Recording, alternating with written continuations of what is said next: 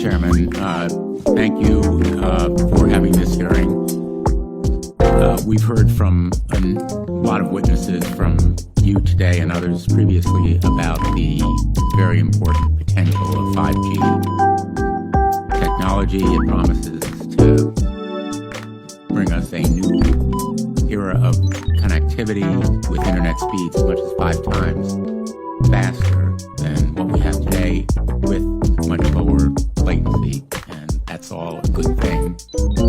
But 5G, as you well know, also uses higher frequency waves that don't travel as far and will rely on a network of hundreds of thousands, potentially millions of small cell sites. And the question then is, are there any health implications, any public safety implications to those additional sites that are likely to be located close to homes, schools, workplaces, and closer to the ground?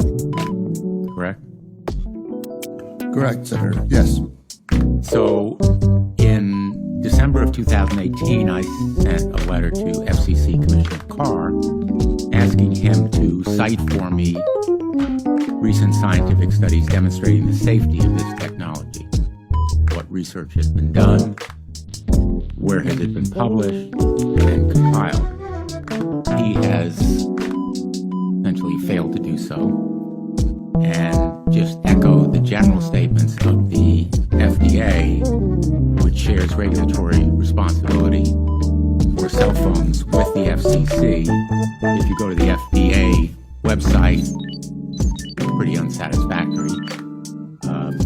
There basically is a cursory and superficial citation to existing scientific data saying, quote, the FDA has urged the cell phone industry to take a number of steps, including support additional research on possible biological effects of radio frequency fields for the type of signal emitted by cell phones.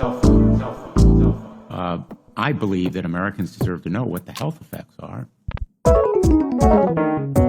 not to prejudge what scientific studies may show, and they deserve also a commitment to do the research on outstanding questions. So my question for you, particularly Mr. Gillen and Mr. Perry, how much money has the industry committed to supporting additional independent research?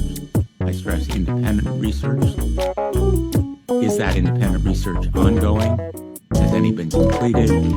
Where can consumers look for it?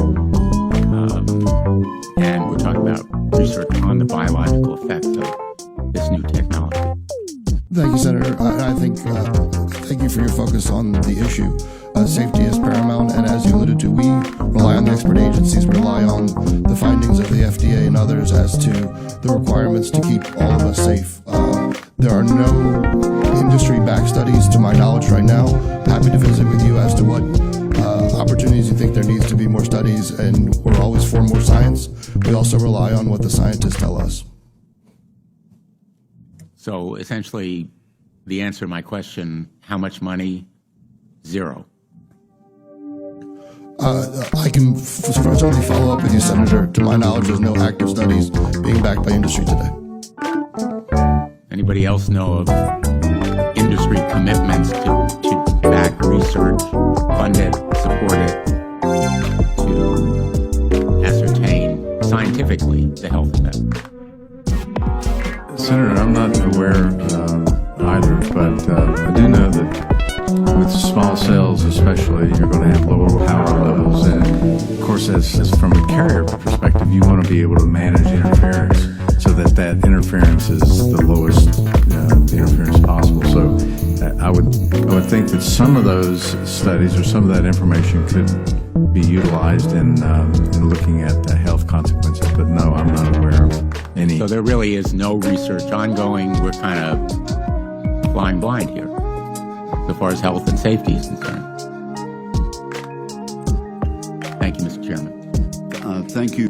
Powinno być bardziej to hip-hopowo.